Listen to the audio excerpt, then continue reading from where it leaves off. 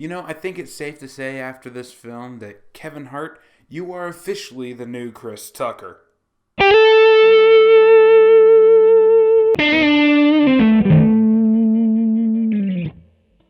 Hello and welcome back to another Midnight Showing. As always, I'm Kelly, and I just got out of Ride Along 2.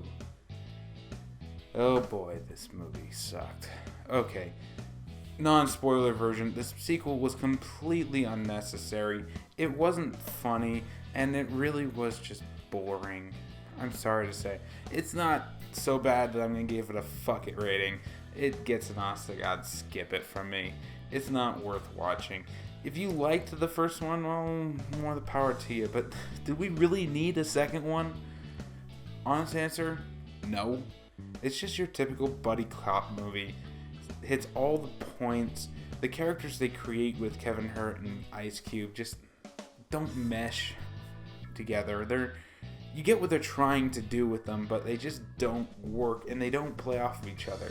Most of the time, the funny moments inside here were just an offhand comment that Ice Cube's character made, and that was about it. Everything else was predictable, stupid, and it reminded me of fucking Paul Blart Mall Cop 2 in one segment where Kevin Hart gets attacked by an alligator. Kind of reminds me of Kevin James getting attacked by a peacock. It wasn't funny then, it isn't funny now. So yeah, for those who want to stay for spoilers, I imagine I'll keep this section pretty short tonight. Yeah, what is this movie actually about? Well, it is a few months later, or maybe even years later. Kevin Hart is trying to prove himself to Ice Cube that he is worthy of being a detective. And admittedly, I will give the movie credit that it does try to make callbacks to the original. Most of the time, they're very, very dumb and too obvious. They turn to the camera and say, "You blew up my car again? I got stabbed because of you," and stuff like that. And it got annoying and repetitive, but I will give them credit for actually trying. And it does feel like this movie was trying to expand the characters somewhat. It just failed on every point. So yeah, Ice Cube ends up having to go to Miami to try to pick up a guy who may or may not have made something for a criminal he was going after in Atlanta. Only to find out that this guy is apparently in with one of the biggest smugglers ever, and he stole a bunch of money from him. Yeah, that seems like the smartest play right there. Steal $1 million from the guy who literally keeps a pet alligator. Those tech people, they just don't seem to know what they're doing. Yeah, the guy is a hacker. Yeah, I believe that. Especially when he's played by that stupid Asian guy whose name I can't remember. I think it was Wong. I'll put a little note down here. I don't like his humor, if you can't tell. He's stupid. I don't see a point in him. I don't see a point in Kevin Hart either, and that's probably the big deal right here. So yeah, that's basically the plot of the movie, is that they get into it. Now they have to take down the smuggler, because that'll take down this guy in Atlanta, and they made friends with the hacker guy, so whatever. As I said, this is a very, very predictable buddy cop movie. Beat for beat for beat for beat. And, okay, fine. Your story doesn't need to be revolutionary. Is it funny? No. It isn't. It's Kevin Hart being Kevin Hart. We saw this in Get Hard last year.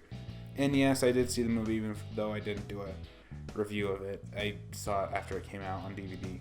And it wasn't funny then, although I will give that movie credit, because Will Ferrell and him and Kevin Hart actually had chemistry. Ice Cube and Kevin Hart? Not so much. And the humor, all of the jokes that they're stated fall flat. There's one joke in particular where Kevin Hart is playing a rip-off Grand Theft Auto earlier in the movie, and he ends up switching places in the middle of a chase scene with Ice Cube to take over the car, and the whole world like turns into Grand Theft Auto after Kevin Hart gets into the car. This Grand Theft Auto rip-off. Why? Why did they do that? They even went all out and animated Ice Cube, or something that was supposed to look like Ice Cube, but missed the bar so much that it looks more like the guy who played Suge Knight instead of Straight Outta Compton. It doesn't work. You can't have both. The whole reason this segment existed was because they didn't want to film a car chase. And I do mean that. That is it. They didn't want to film a car chase, so they animated it instead. And it looks like shit.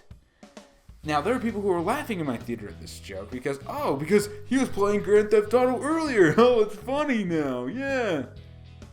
No, it's not. Why would that be funny? He's a fan of Grand Theft Auto. If they'd just flashed the game, and so you got his mindset, it would have worked better. Instead, they animated the whole chase like this, and it felt lazy. The joke wasn't funny. In fact, it was only really funny afterwards when they drive into the safe house and meet the person who lent them the car they used in that, and she's like, "You Atlanta boys really know how to party, don't you?" And that was funnier than the actual chase. Why would I give a crap about this at all? It just didn't work. All of the jokes are like that. They feel tacked on and half-assed, and it feels lazy. Even during the action moments when, things are supposed to be happening, exploding and whatnot, they CGI'd the bullets. Yeah. When you do a normal action movie and you see someone fire a gun, you tend to have people put up little sparkers that go around all the actors while they're firing their gun and whatnot, or go off in the building in front of them or something like that. But here they were like Power Rangers quality computer generated sparks that come off, and they're hitting the walls around their character, they're hitting the cars they're hiding behind, and they all look horrible. Was it too hard to actually set up some real sparks there? Was it too hard to, I don't know, make a real groove inside of the wall here instead of having this big old CGI gash where apparently a bullet ricocheted off of it? Just, again, the key word here is it feels lazy. This was only made because Kevin Hart is apparently pumping out these freaking movies. It's been 6 movies in the last year, man. Take some time off. Your humor doesn't really resonate with all of us. So to have the market flooded with this guy, and knowing that I'm going to have to go see apparently a stand-up theater version of this, I am not looking forward to this year. I'm sorry, Mr. Hurt, but it just does not work. And let's talk about some of the characters. Kevin Hart is the hyperactive little guy, and that's his role throughout the whole thing. He's going to get married to Ice Cube's sister, but he's having problems because nobody will actually take him seriously, and when he's telling the wedding planner that, no, this isn't going to work, she's trying to tell him that, no, it will, you don't know what you're talking about, shut up. He's your boss. Look, I know that you're supposed to, tell them when they're being stupid and all that, but there's a difference between that and going against and fucking up his wedding. He told you, no hydrangeas. And it's like a recurring joke throughout the whole movie. And we find out why there's no hydrangeas. Because Kevin Hart is allergic to them. Tell her that. Tell her that you're allergic to them. If she knows, fire her ass. Because there's no reason to put hydrangeas there other than to piss off the person who's literally signing your paycheck. And yeah, he's always trying to prove himself. He's always trying to be bigger. He's trying to be better. He's trying to put this freaking wedding planner and Ice Cube in their place and have them acknowledge that he is the man of this house. The man who apparently wears thongs. Okay. He's He's hyperactive, bouncing off the walls, and I'm not kidding. He did come off like Chris Tucker at his worst. Not Chris Tucker when he's legitimately funny. Like the Friday movie, or was it Friday? Yeah, the first Friday movie. And then, or freaking Fifth Element, or the first Rush Hour. No, I'm talking Chris Tucker in Rush Hour 3.